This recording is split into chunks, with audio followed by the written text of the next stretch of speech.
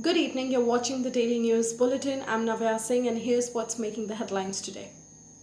Now, in a big loss for India, Iran has now decided to go ahead with the construction of a railway line from Chabahar port to Zahedan without any assistance from India.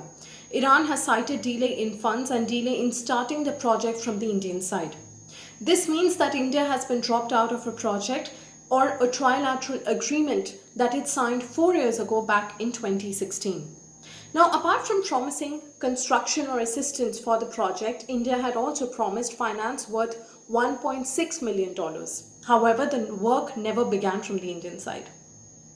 Now, these developments, ladies and gentlemen, come at a time when Iran is finalizing a massive deal worth $400 billion with China. In another major news, Assam is battling twin disasters of coronavirus and the devastating floods in the state. The situation in Assam continues to worsen as the death toll due to the natural calamity in the state has now risen to 61. The Indian Meteorological Department has warned of heavier rains in the coming days. As per the data released by the state, ladies and gentlemen, more than 34 lakh people in as many as 30 districts have been affected by the floods in Assam.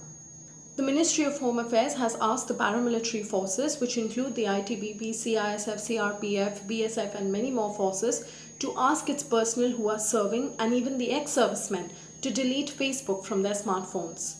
In a similar order, the Indian Army had also asked its personnel to delete as many as 89 social media apps, including Facebook, Tinder, Instagram and many more apps, citing security issues.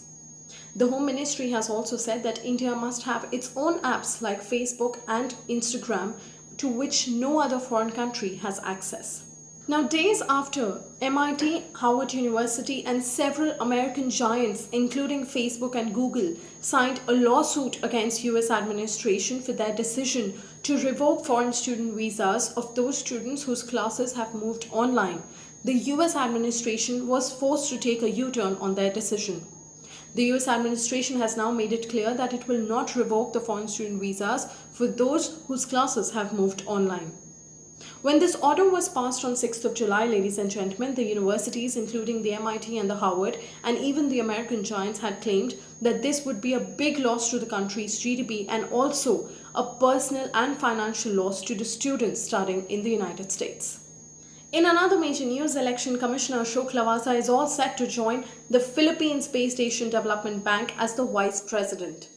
He still has 2 years left in his Election Commission tenure and would have retired as the Chief Election Commissioner.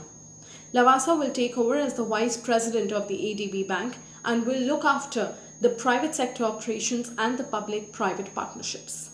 Over 80 wealthy individuals who call themselves Millionaires of Humanity from across the world have signed an open letter to the United States and several other countries asking them to tax the rich higher. They've mentioned that the problems revealed and caused due to the COVID-19 pandemic cannot be solved by charity, no matter how generous it is. They've also mentioned that taxing the rich higher is the only option to solve the crisis. That's all for today. I'll be back with some more important news tomorrow. Thanks for watching.